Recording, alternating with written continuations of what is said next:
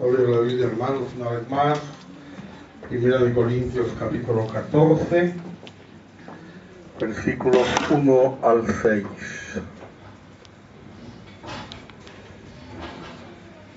Primera de Corintios, capítulo 14, del 1 al 6.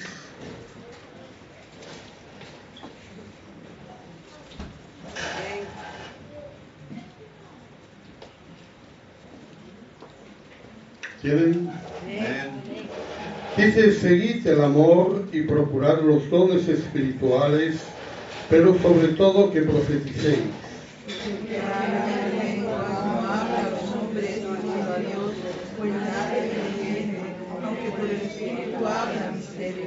Pero el que profetiza habla a los hombres para edificación, exhortación y consolación.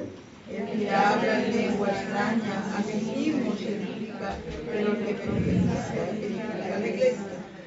Así que quisiera que todos vosotros hablaseis en lenguas, pero más bien que profetizaseis, porque mayor es el que profetiza que el que habla en lenguas, a no ser que las interprete para que la iglesia reciba edificación. Ahora pues, hermanos, yo voy a vosotros hablando en lenguas, ¿qué os aprovechará si no os hablará con revelación, o con ciencia, o con profecía, o con doctrina? Amén. Gloria al Señor. Aleluya. Bien, estamos hablando del don de profecía, un don de inspiración, como el don de lenguas o el don de interpretación de lenguas. Son dones que requieren hablar, requieren que comuniquemos lo que Dios nos da de una manera sobrenatural a nuestra vida. Hablamos de que un profeta o la profecía es una palabra inspirada por Dios, hablar a los hombres con la unción del Espíritu Santo. Se diferencia del don ministerial, que es una persona constituida como profeta. Se diferencia del don de servicio, que es una actividad que se ejerce conforme a la gracia que recibimos y conforme a la fe que tenemos.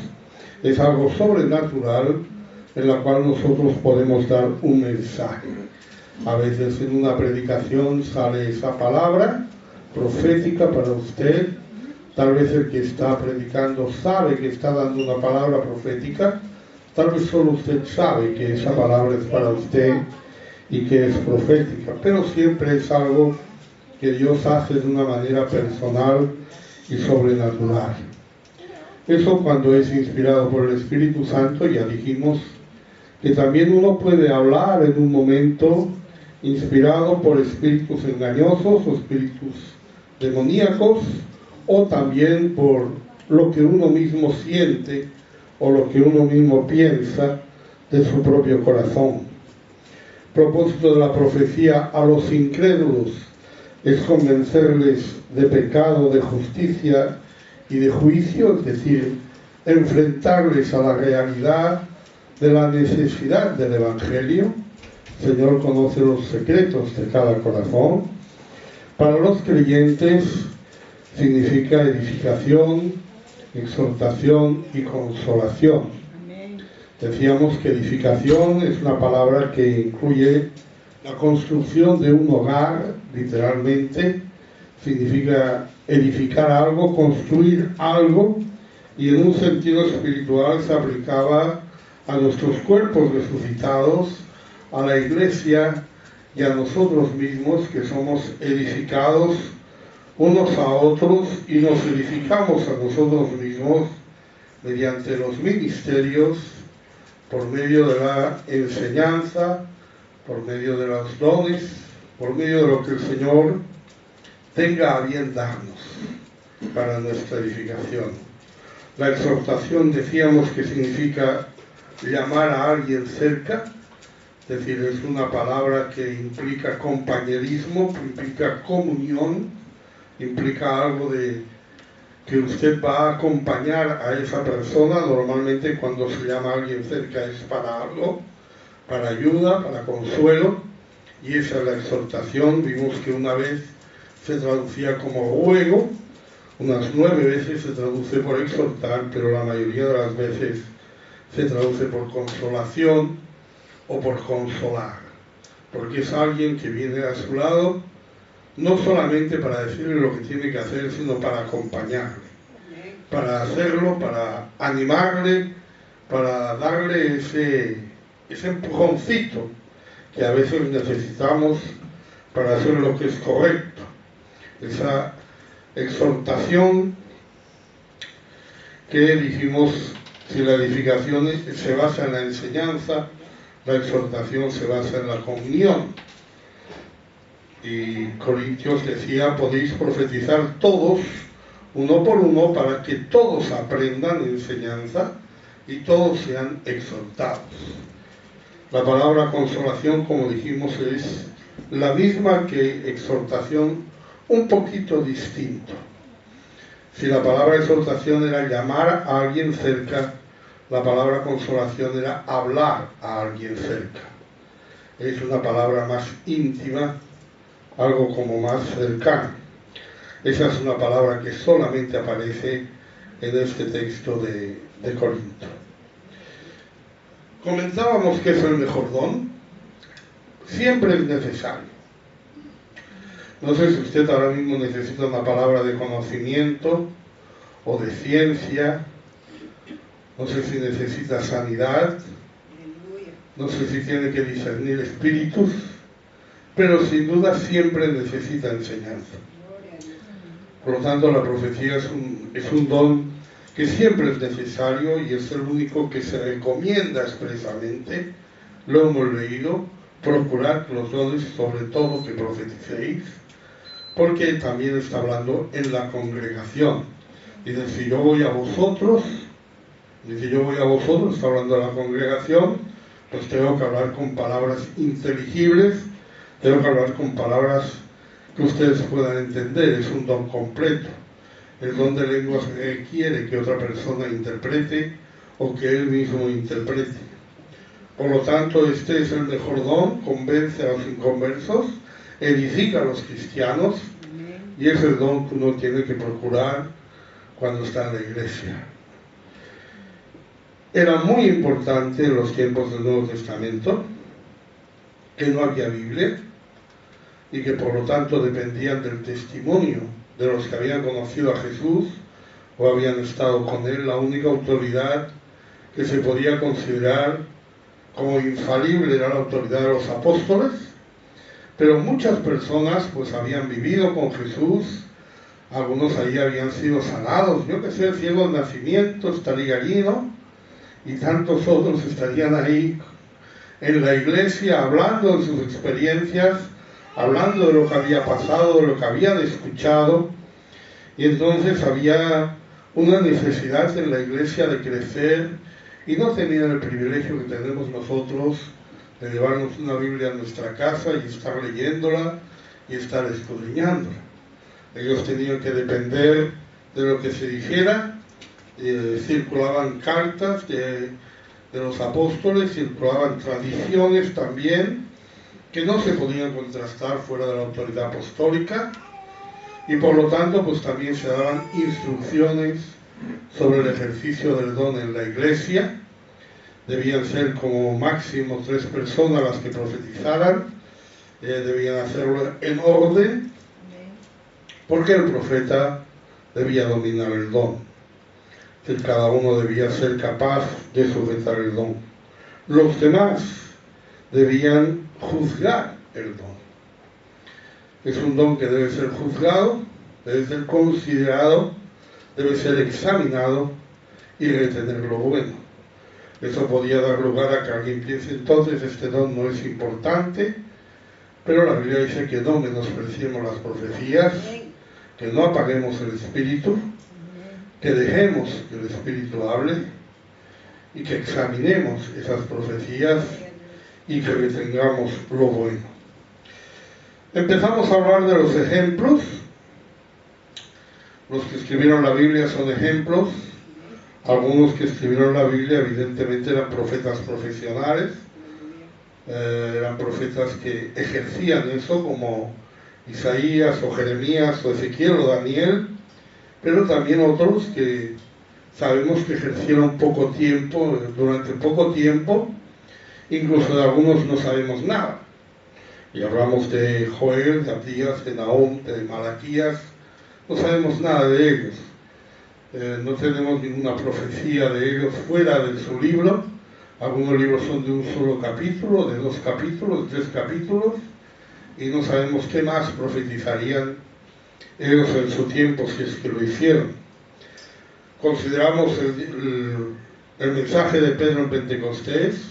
Pedro era un pescador, Pedro no era un hombre que conociera la Biblia, no era un conocedor del Antiguo Testamento como Pablo, pero él empezó a predicar y dijo, eso lo he dicho por el profeta Joel. ¿De dónde sacó él eso? ¿Cuándo leyó él el profeta Joel o cuándo aprendió él del profeta Joel? Pero ya dice la Biblia que eso lo dijo lleno del Espíritu Santo. O sea, ahí tenemos un don que se le dio a él. Lo mismo podemos decir de Esteban. Esteban es griego, tiene su origen en la diáspora, no sabemos si tenía algún padre judío, pero el nombre Esteban es griego, y ustedes saben que los diáconos de la iglesia eran digamos, del grupo de la iglesia que podríamos llamar griego, es decir, no eran judíos. Y él también tiene ahí un mensaje en la Biblia largo, hablando de la historia de los judíos, que es complicado que él lo haya leído en la Biblia porque no había Biblia. Y los únicos textos del Antiguo Testamento que se podían leer eran los que había en las sinagogas y no se leían enteros, ¿no? Sabemos que cada creyente recibe el Espíritu Santo y debe tener un testimonio ungido. Por tanto, cualquiera puede ejercer un don de profecía cuando testifica, cuando habla a las almas, cuando lleva la palabra. Y también vimos cómo los laicos fueron los que expandieron la iglesia huyendo de Jerusalén cuando hubo la persecución. Los apóstoles quedaron en Jerusalén, los demás salieron huyendo, y dice la Biblia que los que huían pues llevaban la palabra a todo lugar donde iban, predicaban la palabra. No eran apóstoles, pero como hombres ungidos de Dios, ellos testificaban porque eran testigos. Vimos el ejemplo de los ancianos de Israel. Recordamos esos 70 ancianos que fueron convocados al tabernáculo y que cuando acudieron, 68, 2 no acudieron, pero esos 68 que acudieron, dice la Biblia que cayó sobre ellos la gloria de Dios y ellos profetizaron. No se convirtieron en profetas, pero ese día y en ese lugar profetizaron, y los otros 2 que se quedaron en el campamento también profetizaron. Profetizaron en el campamento. Alguien se lo decía a Moisés, y Josué le dice a Moisés, impídele que profetice, pero Moisés dice, ojalá todo el pueblo de Jehová fuese profeta. Y eso es realmente lo que sucede hoy, que todo el pueblo de Dios es profeta, es ungido de Dios, puede hablar la palabra ungida de Dios, puede ser por don, puede ser por ministerio, puede ser para servir a la iglesia, pero todos podemos profetizar por la unción del Santo. Otro ejemplo de profeta que no es profeta, yo quiero aclarar que esto no es el don de profecía, porque el don de profecía solamente está en el Nuevo Testamento, porque es un don que recibimos por la obra de Cristo. En el Antiguo Testamento ya el Espíritu Santo, ya Dios está obrando como va a obrar más tarde, pero no quiere decir que esté obrando por las mismas razones. Pero en Números 23, versículos 4 y 5.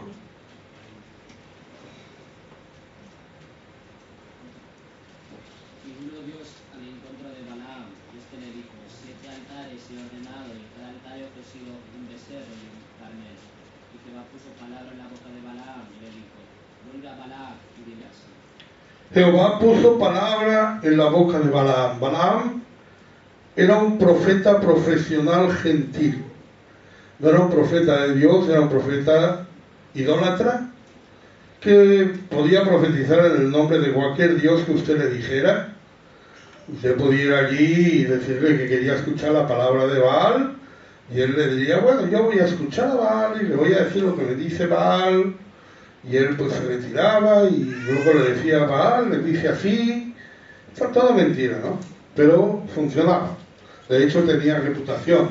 Se ve que acertaba bastante, como algunos adivinos de hoy en día, ¿verdad? Pero en el caso de que él quiso hablar en el nombre de Jehová, dice la palabra que Jehová puso palabra en la boca de Balaam. Se le puso ahí una palabra. También la segunda vez que lo intentó, en Números 23, 16.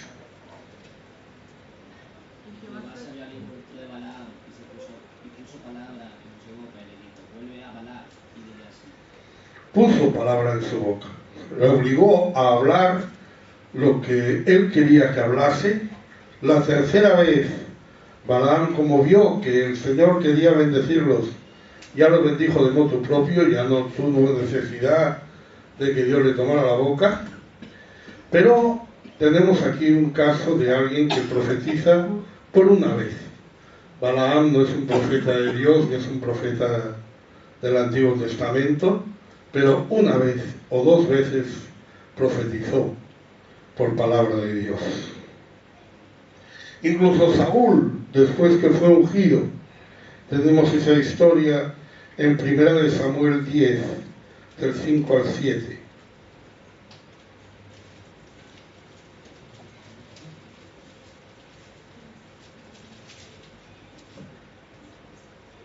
Después de esto llegarás al collado de Dios, donde está la guarnición de los filisteos, y cuando entres allá en la ciudad encontrarás una compañía de profetas que descienden al lugar alto, y delante de ellos salterio, pandero, flauta y arpa, y ellos profetizando. Entonces el Espíritu de Jehová vendrá sobre ti con poder, y profetizarás con ellos y serás mudado en otro hombre.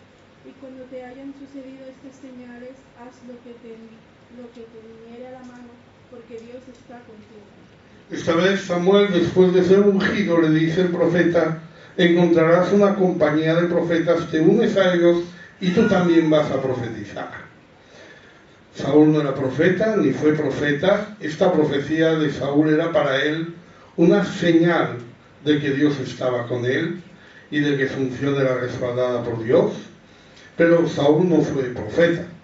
Entonces aquí tenemos un caso de alguien que profetiza sin ser profeta, en una ocasión, por una causa.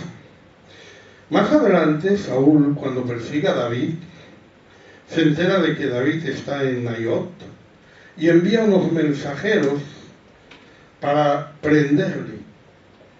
Y miren qué sucede, 1 Samuel 19:20. Entonces Saúl envió mensajeros para que trajeran a David, los cuales vieron una compañía de profetas que profetizaban, y a Samuel que estaba allí y los precedía.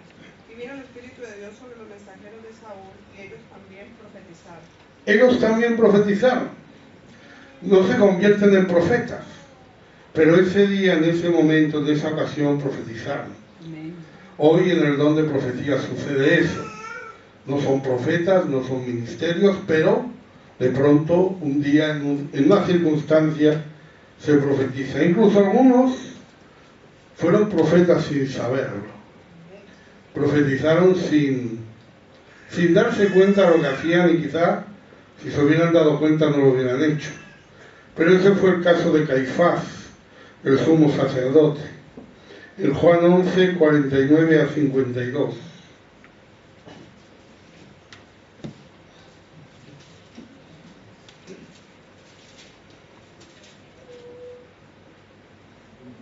Caifás, uno de ellos, sumo sacerdote, aquel año les dijo: vosotros no sabéis nada, y pensáis que nos conviene que un hombre muera por el pueblo y que toda la nación perezca. Esto no lo digo por sí mismo, sino que como era el sumo sacerdote de aquel año, entonces profetizó que Jesús había de morir por la nación, y no solamente por la nación, sino también para congregar en uno de los hijos de Dios que estaban dispuestos. Caifás, el sumo sacerdote de aquel año.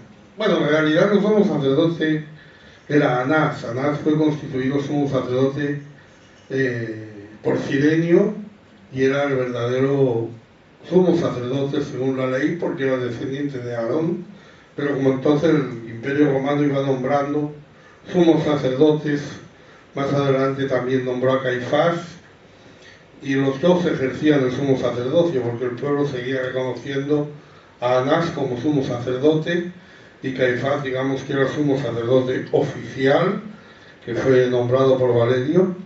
Por cierto que la tumba de Caifás se descubrió, se sabe dónde está enterrado. Pero lo que quiero decirles es que este hombre, que era sumo sacerdote aquel año, profetizó acerca de la muerte de Cristo, aunque ni sabía que estaba profetizando. Pero Juan dice, esto lo dijo de parte de Dios. Por una vez, este hombre profetizó, ¿verdad? Vamos a ver un caso. Yo quiero comentarles un caso. Es un poquito extraño, un poquito, ¿cómo diría? Vamos a ver qué opinan de este caso. Vamos a hablar de Pablo. Pablo, en mitad de su tercer viaje misionero, decide ir a Jerusalén a celebrar Pentecostés. La iglesia no celebraba las fiestas judías, no celebraba Pentecostés. El propio Pablo enseñaba que no se debían sujetar a la ley. Sin embargo, él insiste en ese viaje, lo interrumpe de pronto para irse a Jerusalén a celebrar el día de Pentecostés. Él, cuando va de Mileto a Jerusalén, se despide de los ancianos de Éfeso, pasa por Tiro, y en Tiro le dicen algo. Hechos 21:4. Y hallados los discípulos, nos quedamos allí 7 días, y ellos decían a Pablo por el Espíritu que no subiese a Jerusalén. En Tiro los hermanos le dicen por el Espíritu que no suba a Jerusalén. Pablo no hace caso, Pablo sigue yendo hacia Jerusalén, pasa por Cesarea, y vean qué sucede ahí, Hechos 21, del 8 al 11. Al otro día, saliendo Pablo y los que con él estábamos, fuimos a Cesarea, y entrando en casa de Felipe, el evangelista, que era uno de los 7, posamos con él. Este tenía 4 hijas doncellas que profetizaban, y permaneciendo nosotros allí algunos días, descendió de Judea un profeta llamado Agabo, quien, viniendo a vernos, tomó el cinto de Pablo y atándose los pies y las manos, dijo: esto dice el Espíritu Santo, así atarán los judíos en Jerusalén al varón de quien es este cinto, y le entregarán en manos de los gentiles. Llega a Cesarea, se encuentra Felipe. Felipe tiene unas hijas que profetizan. No eran profetas, pero profetizaban en la iglesia, tenían servicio de profecía. Ellas tenían ese servicio, pero sin embargo Dios no las usó a ellas, sino que vino un profeta que tenía el ministerio de profeta de Judea, que se llama Agabo, y Agabo le dice, esto dice el Espíritu Santo, así atarán los judíos en Jerusalén al varón de quien es este cinto, y le entregarán en manos de los gentiles. Esto causa una respuesta a los hermanos de Cesarea y una respuesta de los que acompañaban a Pablo, es decir, de Lucas entre ellos, ¿no? Los que estaban con Pablo. En Hechos 21, 12 al 14. Al oír esto, le rogamos nosotros y los que de aquel lugar que no subiese a Jerusalén. Entonces Pablo respondió: ya estoy llorando y quebrantándome el corazón, porque yo estoy dispuesto no solo a ser atado, mas aún a morir en Jerusalén por el nombre del Señor Jesús. Y como no le pudimos persuadir, desistimos diciendo: hágase la voluntad del Señor. Notamos que esta vez no dice que lo hicieran por el Espíritu, pero los hermanos de Cesarea, al oír lo que dijo el profeta Agabo, dijo: nosotros los que es el lugar que no subiese a Jerusalén. No vayas a subir. Ya los hermanos de Tiro han dicho que no vayas a Jerusalén.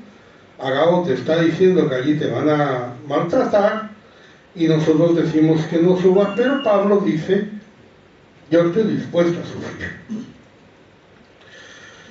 Así que cuando interrumpe su tercer viaje, va a Jerusalén. ¿Hizo bien o no hizo bien? Pensamos que esa profecía quería que Pablo regresara o quería advertir a Pablo de lo que le iba a pasar en Jerusalén. Ambas cosas podrían ser. Si queremos complicarlo un poco más, podemos hablar del testimonio de Pablo. Pablo da un testimonio de su conversión. En Hechos 22, del 17 al 21. Y la conversión, vuelta a Jerusalén, llorando en el templo, me sobrevino un éxtasis. Y le vi que me decía, date prisa y sal prontamente de Jerusalén, porque no recibirán tu testimonio acerca de mí. Yo dije, Señor, ellos saben que yo encarcelaba y azotaba en todas las sinagogas a los que creían en ti. Y cuando se derramaba la sangre de Esteban, tu testigo, yo mismo también estaba presente y consentía en su muerte y guardaba las ropas de los que le mataban. Pero me dijo, ve, porque yo te enviaré lejos a los gentiles. Desde el mismo momento de la conversión, Dios le dijo a Pablo que no fuera a los judíos. Le dijo a Pablo, no recibirán tu testimonio en Jerusalén acerca de mí. Entonces, ¿qué voy a hacer? Te voy a enviar lejos a los gentiles. Pablo está diciendo, hombre, yo soy un gran testimonio a los judíos, porque yo soy un perseguidor de cristianos, los judíos me conocen, saben quién era yo, pueden ver en quién soy yo, y eso puede ser que les convierta y que les ayude. Pero el Señor le dice, no, vete a los gentiles. ¿Debía Pablo haber vuelto a Jerusalén? La verdad es que la visita a Jerusalén fue un completo desastre, porque los judíos convertidos, que era la mayoría en Jerusalén, claro, la mayoría de la iglesia era judía, y tenían algo de cero por la ley, pues él, para contentarlos a ellos, paga unos votos de unos hermanos que habían hecho voto de nazareato, tenían que presentar los sacrificios. Pablo se ofrece a eso, totalmente ajeno al cristianismo, siempre entrando dentro del mundo del judaísmo, y llegan judíos de Asia y le acusan de meter gentiles en el templo, le toman, intentan matarle, al final tiene que ser librado por un soldado romano, por Lisias, y tiene su muerte, es azotado, es encarcelado por más de 2 años en Cesarea, y de allí va a ser llevado a Roma, pero no como un evangelista que está viajando, sino como un prisionero. ¿Qué es lo que vemos aquí? No le voy a dar la solución al enigma, usted piense lo que quiera. No me voy a meter ahora en esto, pero lo que quiero que vean aquí es la necesidad de interpretación de las profecías. Es decir, no basta con escuchar una profecía. Se necesita también tener quizá una palabra de ciencia, una palabra de discernimiento, ¿verdad? La profecía de Agabo podría interpretarse de 2 maneras. Una manera de decirle a Pablo, no vayas a Jerusalén, que te van a maltratar. Esa parece que fue la interpretación que la misma palabra, aunque no por Agabo, debieron recibir los de Tiro, que le dijeron, por el Espíritu, no vayas a Jerusalén. Pero no era eso lo que quizá ellos habían recibido, sino lo que ellos habían recibido es, en Jerusalén te van a tratar mal, no te va a servir de nada. Mientras que Agabo le habla por el Espíritu Santo que lo que va a pasar es que él va a sufrir persecución. Pablo, cuando se despide en Mileto de los de Éfeso, dice que en Hechos 20, 22 a 25, Ahora, he aquí ligado yo en espíritu, voy a Jerusalén, sin saber lo que allá me ha de acontecer, salvo que el Espíritu Santo por todas las ciudades me da testimonio, diciendo que me esperan prisiones y tribulaciones. Pero de ninguna cosa hago caso, ni estimo preciosa mi vida para mí mismo, con tal que acabe mi carrera, con gozo y el ministerio que recibí del Señor Jesús, para dar testimonio del Evangelio de la gracia de Dios. Y ahora, he aquí, yo sé que ninguno de todos vosotros, entre quienes he pasado predicando el reino de Dios, verá más mi rostro. Pablo les dice a los de Éfeso, cuando se dispone a ir a Jerusalén, a la fiesta de Pentecostés, les dice, ligado yo en espíritu. Usted verá que aquí la palabra espíritu está en minúscula. No es el Espíritu Santo. La palabra espíritu en el original no tiene mayúsculas ni minúsculas, pero la razón por la que se pone en minúsculas, porque tampoco la palabra espíritu es una palabra griega. La palabra que usamos para espíritu en griego es una palabra que significa corriente de aire. Es una palabra común, significa corriente de aire, de ahí el soplo, la respiración de la persona, o la brisa, y de ahí el espíritu humano, y de ahí el alma, incluso de una manera racional o sobrenatural, pues se podría hablar de un ángel, del demonio o incluso del mismo Dios. Pero cuando dice Espíritu Santo, se entiende evidentemente que es de Dios, se ponen mayúsculas cuando no se ponen minúsculas. Por tanto, cuando dice aquí ligado yo en espíritu, está hablando de lo que él sentía, de lo que él creía, de lo que él pensaba. No está hablando de una revelación de Dios que le dijera que fuera a celebrar el día de Pentecostés. De hecho, era difícil que fuera así porque el día de Pentecostés no lo celebraban los cristianos, ni tenían que celebrarlo. Pero él sabía que ir. Sabía. Dice que me esperan prisiones y tribulaciones. Pero él interpretó esa profecía como que tenía que estar preparado. No que no tuviera que ir, sino que tenía que estar preparado. Y que sabía que ya no volvería a ver a los de Éfeso. No sé si sabía lo que le esperaba, pero a él le esperaban 2 años de cárcel de Cesarea, le esperaban ir a Roma y 4 años más en Roma antes de que fuera decapitado.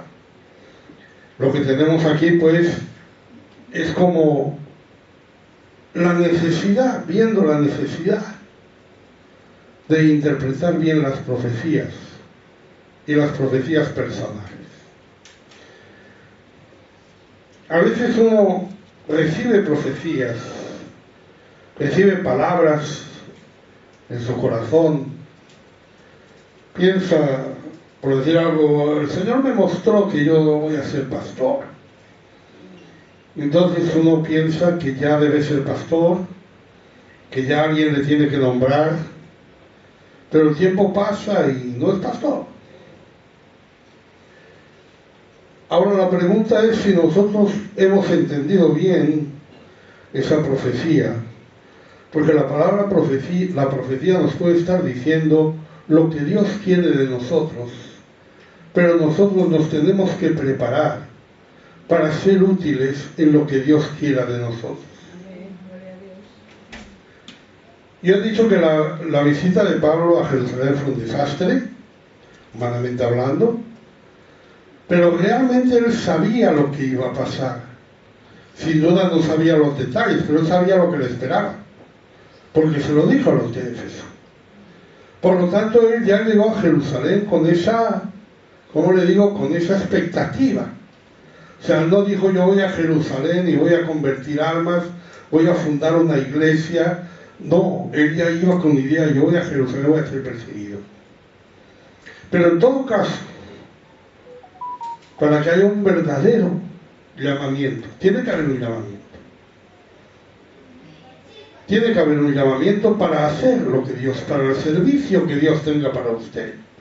Tiene que haber un llamamiento. Por ejemplo, usted cree que el Señor le está llamando a ser pastor. Eso tiene que venir de parte de Dios. En Hebreos 5:4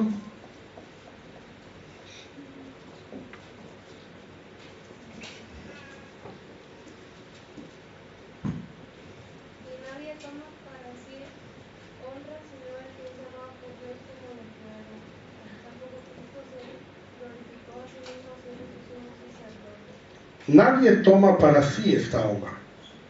Nadie se nombra a sí mismo.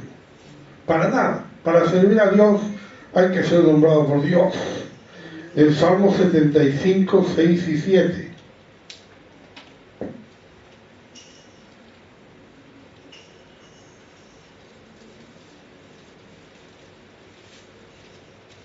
No pasarán trabajos como los otros mortales, ni son azotados como los demás hombres. Salmo 75, 6 y 7. Porque ni de oriente ni de occidente, ni del desierto viene el enaltecimiento, mas díselo pues a este que humilla y a aquel que enaltece. Dios le da cada lugar a cada uno. Cada uno tiene su lugar. Y usted debe saber cuál es su lugar. Eso se lo tiene que preguntar a Dios, no a mí. Porque es necesario que usted reciba su servicio de parte de Dios.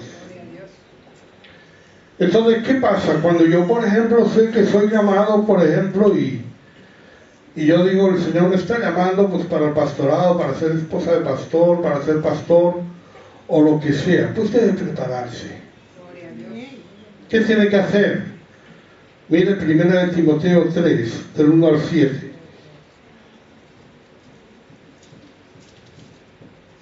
Palabra fiel, según anhela obispado, buena obra desea, pero es necesario que el obispo sea irreprensible, marido de una sola mujer, sobrio, prudente, decoroso, hospedador, apto para enseñar, no dado al vino, no pendenciero, no codicioso de ganancias deshonestas, sino amable, apacible, no avaro, que gobierne bien su casa, que tenga a sus hijos en sujeción con toda honestidad, pues el que no sabe gobernar su propia casa, ¿cómo cuidará de la iglesia de Dios? No un neófito, no sea que envaneciéndose caiga en la condenación del diablo. También es necesario que tenga buen testimonio de los de afuera, para que no caiga en descrédito y en el lazo del diablo. Pablo le está diciendo a Timoteo que nombre ancianos en la iglesia. Y le dice, pero esto es lo que tiene que ser. El que apetece obispar. Está diciendo, yo vengo aquí y digo, bueno, estamos buscando un pastor para esta iglesia. Y 5 o 6 dicen, yo quiero ser el pastor. A mí me gustaría ser pastor. Muy bien. Muy bien. Si usted quiere ser pastor, buena obra. Muy bien. Ahora, está diciendo, pero es necesario que, antes de tomar esa responsabilidad, es necesario que usted quiere ser pastor, debe prepararse, debe tener una buena familia, debe ser marido de una buena mujer. Todavía no está casado, primero busque y forme un hogar, tenga una casa que gobernar. Si tiene hijos, sujételos con honestidad, edúquelos con honestidad.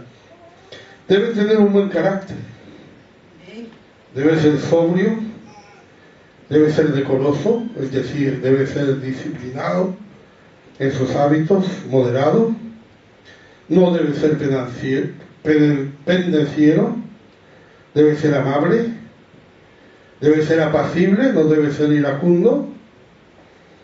También su reputación tiene que ver, debe ser irreprensible, que nada se le pueda reprochar, debe ser prudente, justo, respetable, hospedador, no dado al vino, no codicioso de ganancias deshonestas, es decir, tiene que ser honrado, no avaro, incluso debe tener buen testimonio de los de afuera.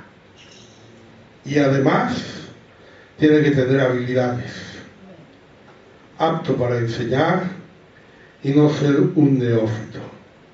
Así que si yo recibo una palabra de profecía, yo la tengo que interpretar. ¿Qué es lo que quiere Dios de mí? Dios me está llamando a mí a ir a mi pueblo a abrir una iglesia. No quiere decir que yo mañana tengo que coger el billete. Tengo que ver qué es lo que quiere Dios de mí. Que me prepare. Que me aliste para cuando llegue ese momento. Debemos prepararnos. Y siempre debemos estar preparándonos. Siempre debemos tenerlo presente, incluso cuando ya seamos pastores, cuando ya tengamos un ministerio, cuando ya estemos sirviendo en la iglesia, tenemos que seguir preparándonos. En 1 Corintios 9, 24 a 27.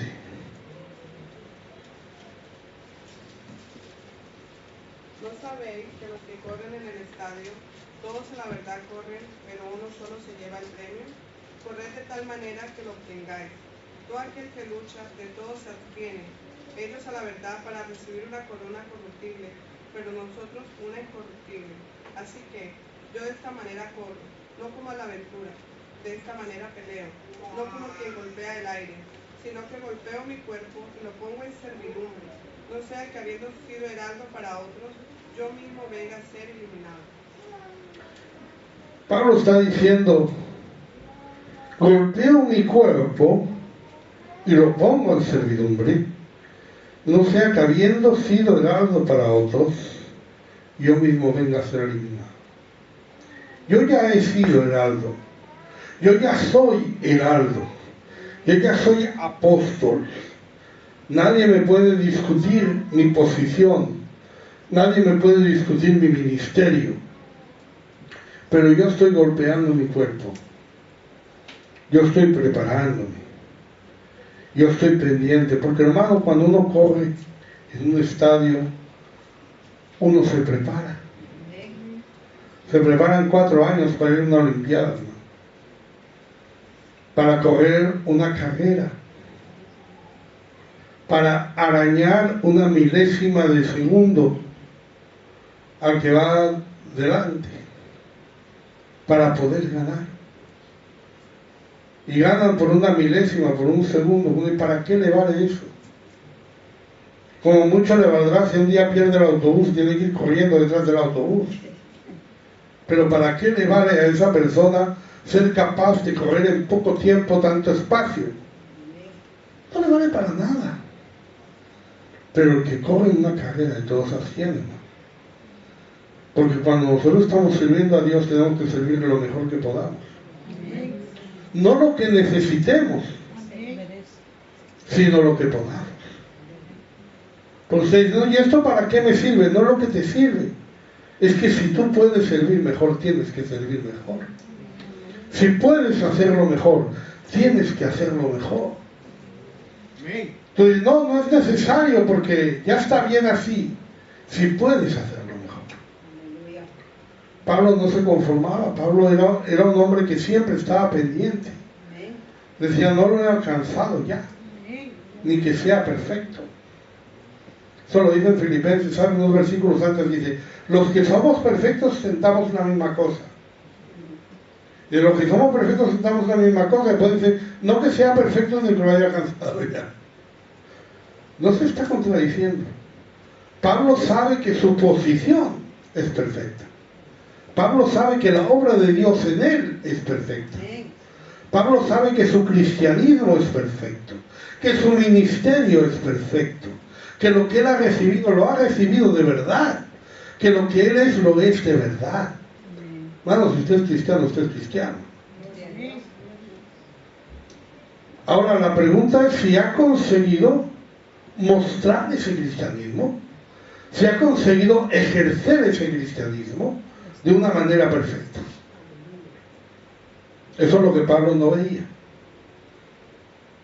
Pablo, cuando nadie le podía discutir que fuera apóstol, nadie le podía discutir su autoridad, nadie le podía decir nada. Él sabía que él estaba ahí, sabía quién era y sabía lo que había recibido. Pero él también dice, no soy perfecto, todavía golpeo mi cuerpo porque pienso que yo, que he sido heraldo a otros, tal vez yo también podría ser eliminado. Él no tenía la sensación esa de decir, no, a estas alturas yo ya me voy para el cielo directo. Él no tenía ese sentimiento de decir, no, yo después de tantos años, no, yo ya el pecado, ya el mundo, ya eso, ya a mí no me va a afectar en absoluto. No. Él tenía claro algo, hermano, que tenemos que tener claro. Tenemos que trabajar con paciencia, completar la obra. Usted tiene una posición delante de Dios, esa posición es perfecta, porque Dios lo hace perfecto, y su posición es perfecta. Pero ahora le toca mostrar esa posición de una manera perfecta a los demás, que sea posible, que no sea rechazado. En Santiago 1, del 2 al 4.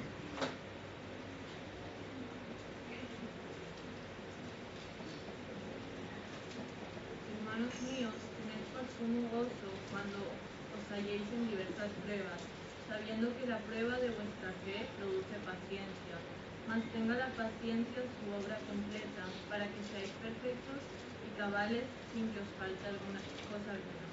Dice, tened por sumo gozo cuando os halléis en diversas pruebas. Las pruebas son difíciles a veces. Y a veces nos fastidia estar en pruebas. A veces decimos, vaya, me ha tocado pasar por esto, o me ha tocado pasar por lo otro. Pero no dice la Biblia tener un gozo en eso. ¿Cuál es el gozo que nosotros tenemos? Que esa prueba va a producir un efecto en nosotros. Amén, gloria a Dios. Pero no un efecto temporal, sino un efecto permanente. Dese cuenta de eso. Esa prueba va a producir un efecto en nosotros que va a permanecer en nosotros. Usted se va a vivir a una casa y en esa casa hay unos inconversos y esos inconversos están escuchando reggaetón todo el día a 1000 por hora. Usted no lo puede soportar. ¿Por qué le tiene que pasar eso a usted? Pero si usted supera eso, si usted es capaz de orar y tapar sus oídos a esa música y orar a pesar de eso, eso ya le queda para usted. Usted ya será capaz de orar en cualquier lado, en cualquier circunstancia, en cualquier sitio. Yo recuerdo un pastor que una vez me comentó, porque yo le estaba hablando de eso, y me dijo, dice, yo tuve que ponerme las pilas, porque llegó un momento que yo no podía orar si no tenía música. Yo ponía música cristiana para orar. Y llegó un momento que si no ponía música no podía orar. Yo estaba diciendo, eso es absurdo. Usted no pone música para hablar con su padre. ¿Quiere hablar con su padre? Usted le dice, papá, un momentito que voy a poner una musiquita para hablar contigo. No. Vamos a orar. ¿Quién necesita música para orar? ¿Usted necesita música para orar? No, hermano. Usted se pone en la presencia de Dios y ora. Y luego si quiere escuchar música, escúchela. Pero no me diga que necesita música para orar, porque eso no tiene sentido. Pero llega un momento que puede ser obligatorio y uno dice, es que si no tengo música no puedo orar. ¿Qué pasa si un día está en un lugar que no tiene música? ¿No va a poder orar? Pero si puede, eso ya es para usted. Eso ya se queda. Esa prueba le produce paciencia. Esa paciencia ya es suya.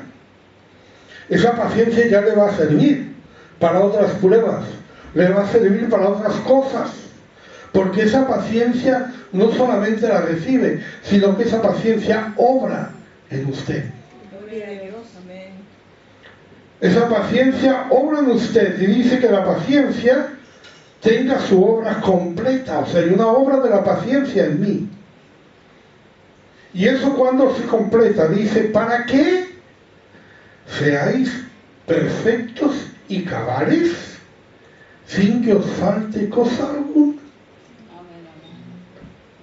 Fíjense qué bueno tener unas pruebas, ¿no? Qué bueno tener unas pruebas. Porque eso nos produce en nosotros un crecimiento que queda en nosotros. Usted dice, no, yo paso la prueba y ya cuando he pasado la prueba estoy como estaba. No, está mejor. Está mejor. Ha adquirido algo. Ha superado algo. Y esa superación ya la tiene. Ya se le queda ahí. Y esa superación le va a ayudar. Otra vez se verá en otra circunstancia. Se acordará de esa prueba y será capaz de superarla. Porque ya la superó. Entonces esa es la vida de Pablo, hermano. Esa es nuestra vida, irnos superando, ir trabajando, irnos preparando. Estamos sirviendo, pero nos estamos preparando. Estamos sirviendo, pero golpeamos nuestro cuerpo. nos preparamos. Tenemos que esperar, recibimos una profecía, habrá que esperar el tiempo del cumplimiento, el momento que eso sea posible. En la Biblia tenemos una historia muy significativa sobre esto. Se trata de Juan Marcos. Juan Marcos es el autor del Evangelio de Marcos. No era apóstol, era un muchacho joven en el tiempo de Jesús, y él pues evidentemente entró a formar parte de la iglesia y era sobrino de Bernabé. Cuando tuvieron el primer viaje misionero, Pablo y Bernabé, nos dicen Hechos 13:5. Y llegados a Salamina, anunciaban la palabra de Dios en las Hechos 13:5. Y llegados a Salamina, anunciaban la palabra de Dios en las sinagogas de los judíos. Tenían también a Juan. Vale, yo 4. Perdón, yo. Ellos entonces, enviados por el Espíritu Santo, descendieron a Seleucia y de allí navegaron a Chipre. Repito el 5. Y llegados a Salamina, anunciaban la palabra de Dios en las sinagogas de los judíos.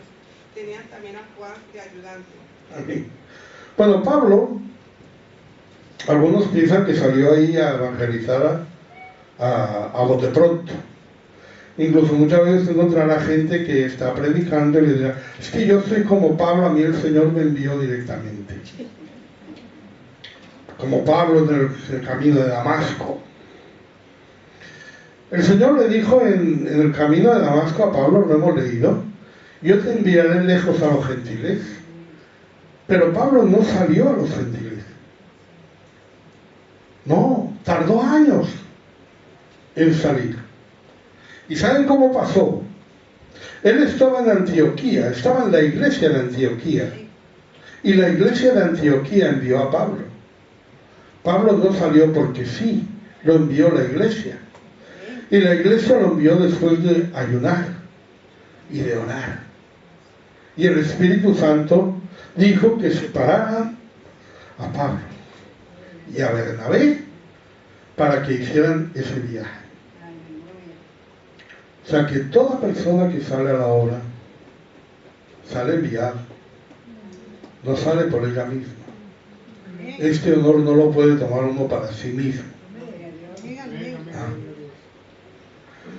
Entonces ellos van por allá y empiezan su camino y toman a Juan Marcos, este es Juan Marcos, de ayudante. Pero Juan Marcos no está enviado por el Espíritu Santo. Juan Marcos es el sobrino de Bernabé. Y Bernabé dice: me voy a llevar a mi sobrinito conmigo. A lo mejor creía que iban a una fiesta o algo así, pero él se lo lleva. Así que lo llevan y van a Pafos. De Pafos se trasladan al otro lado de la isla, en Pafos, al otro lado de la isla de Chipre, y aquí se encuentran con Elimas, el mago, que causaba tropiezo en la conversión del procónsul Sergio Paulo. Fíjense qué sucede ahí. Hechos 13 del 9 al 11. Entonces Saulo, que también es Pablo, lleno del Espíritu Santo, fijando en él los ojos, dijo: oh, lleno de todo engaño y de toda maldad, hijo del diablo, enemigo de toda justicia, ¿no cesarás de trastornar los caminos rectos del Señor? Ahora pues, he aquí, la mano del Señor está contra ti, y serás ciego, y no verás el sol por ningún tiempo. E inmediatamente cayeron sobre él oscuridad y tinieblas, y andando alrededor buscaba a quien le condujese de la mano. Imagínese la escena. Imagínese la escena. De pronto Pablo se dirige a este hombre y le dice: vas a quedar ciego, y el hombre se queda ciego. ¿Cómo lo vive? Tremendo, ¿no?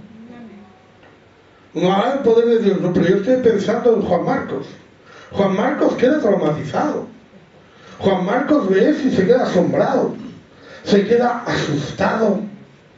Sergio Pablo se convierte. Él se convirtió al Señor. Él cuando vio esto se convirtió al Señor. Pero Juan Marcos no se convirtió. Ya estaba convertido, pero no se quedó quieto. Juan Marcos se queda tocado. Juan Marcos se queda mal. En Hechos 13:13. Habiendo zarpado de Pafos, Pablo y sus compañeros arribaron a Perge de Pamfila, pero Juan, apartándose de ellos, volvió a Jerusalén. Juan, después de esto, dice: yo me vuelvo a casa. Había salido con su tío y con Pablo, había dicho: vámonos a testificar, vámonos al ministerio, vámonos de evangelistas, vámonos a predicar, vamos a fundar iglesias. Pero cuando llega el primero y ve a uno que se queda ciego por la palabra de Pablo, dice: yo me voy a mi casa. En el segundo viaje misionero, esto marcó un problema. Hechos 15, 36 a 40. Después de algunos días, Pablo dijo a Bernabé: nos vamos a visitar a los hermanos en todas las ciudades que hemos anunciado la palabra del Señor para ver cómo están. Y Bernabé quería que llevasen consigo a Juan, el que tenía por sobrenombre Marcos. Pero a Pablo no le parecía bien llevar consigo al que se había apartado de ellos desde Pamfilia y no había ido con ellos a la obra. Y hubo tal desacuerdo entre ellos que se separaron el uno del otro. Bernabé, tomando a Marcos, navegó a Chipre, y Pablo, escogiendo a Silas, salió encomendado por los hermanos a la gracia del Señor. El segundo viaje misionero no fue igual que el primero. El primero fue enviado Pablo porque el Espíritu Santo le envió con ayuno y oración. El segundo fue una iniciativa de Pablo. Pablo le dice a Bernabé: vamos a visitar las iglesias que hemos fundado, vamos a ver cómo están los hermanos, vamos a ver cómo siguen por allí. Y Bernabé le dice: vale, lo llevamos a Marcos. Pero si no, a Marcos no lo llevamos. Marcos nos abandonó. Marcos nos dejó. Y hubo un desacuerdo, así que Pablo se fue con Silas y Marcos se fue con Bernabé. No estaba preparado. No era el tiempo. No era el momento de que Marcos debía haber salido. Si lo hubiera sido, el Espíritu Santo también le hubiera enviado. Pero no era el tiempo, hermano. Gloria a Dios. Hay que mirar esas cosas. Porque fíjese cuál fue el error. Ese hombre llega a la primera estación, llega a Chipre, al primer pueblo, ahí Chipre, ahí atraviesa la isla, llegan a Pafos, y ahí ve una cosa que dice: no. Esto es demasiado para mí. Yo me vuelvo a Jerusalén. Me van a perdonar, pero yo me vuelvo a mi casa. Y entonces llega el segundo viaje, y cuando su tío, porque como es su tío, no, dice: no, vamos a llevarnos a Juan Marcos, ¿no? Entonces, no, Juan Marcos no lo llevamos, no está preparado. Aleluya. No había ido con nosotros a la obra. Ahora, ¿usted cree que Juan Marcos se levantó de eso? ¿Usted cree que algún día Juan Marcos llegó a ser alguien importante? Aparte de escribir el Evangelio. Y ya le digo yo que sí. Aleluya. Y para Pablo llegó a ser importante. En su última epístola, o una de las últimas, segunda de Timoteo 4:11.